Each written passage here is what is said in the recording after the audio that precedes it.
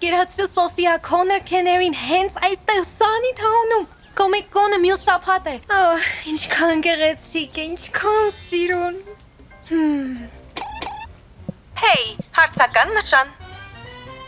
Այո, պետք է բավականաչափ գումար վաստակել այդ տոմսերի համար։ Եվ արագ։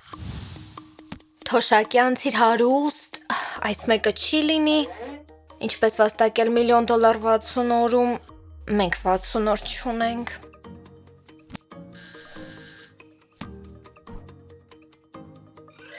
Սոֆիա, կենտրոնացիր, դետեկտիվների համար չենք եկել։ Երանի էլեկտրոնային առեղծվածների արկղ ունենայինք, որ ասեր ինչ անենք։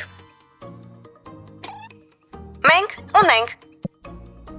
Ահա, տես։ Վաստակիր գումար, նույնիսկ առանց տնից դուրս գալու, ոչ մի ռիսկ, ոչ մի ջանք։ Եթե սա անենք, կարող ենք մեկ շաբաթից էլ քիչ ժամանակում ավելի շատ գումար վաստակել։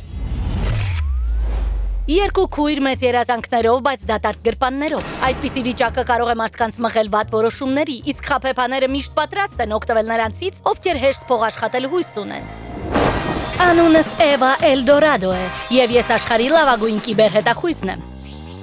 Այսօրվա առեղծվածը ուսումնասիրում է տնից աշխատելու խաբեությունները։ Հուսանք քույրերը կհասկանան, որ այս խաբեությունները ոչ մի լավ բանի չեն բերի։ Ես սա անվանում եմ կոմիկ կոնի գործը։ Երբ խաբեբաները կեղծ աշխատանքի հայտարարություններ են ստեղծում իրենց շահի համար, նրանք կարող են դրանք օգտագործել ձեր անձնական տեղեկությունները եւ ֆինանսները գողանալու համար։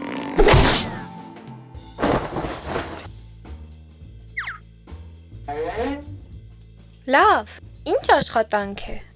Ասվում է, որ նախ պետք է մի փոքր վճարենք մեկնարկային նյութերի համար, ապա նրանք ուղարկեն աշխատանքի վերաբերյալ ամբողջ տեղեկությունը։ Մենք վճարենք նրանց հարցական նշան։ Կարծում եմ նրանց մոտ այդպես է։ Օգնենք մայրիկին եւ հայրիկին հարցական նշան։ Այո, կարող ենք։ Արի անենք դա։ Առցանց բիզնես խաբեությունները կարող են սարեր խոստանալ, բայց վերջում կհայտնվեք սև խոռոչում։ Կիբերհանցագործության մութ աշխարհում հուշումներն անվանում ենք դրոշներ։ Եվ այս կայքում դրոշները կարմիր են, ինչպես Մայամիի լողափում պարկած պինգվինները։ Տեսնենք Սոֆիայի անձնական խնամակալ Նենսին կարող է օգնել նրանց նկատել խաբեությունը եւ տանել նրանց կոմիկ-կոն։ Բարև աղջիկներ, պատրաստ ես գրքային հանդիպանը, Սոֆիա։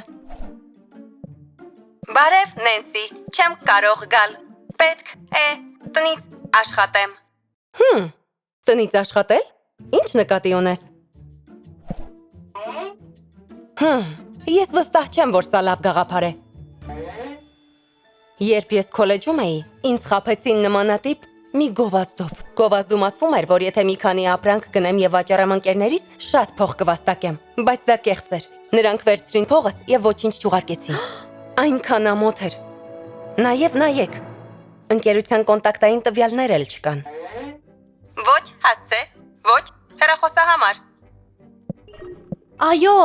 այս բոլոր մարդիկ ասում են, որ այս կայքում մեծ գումար են կորցրել։ Աշխատավարձ վճարելը, տվյալների բացակայություն, վատ կարծիքները, սրանք խարդախության լուրջ ազդանշաններ են։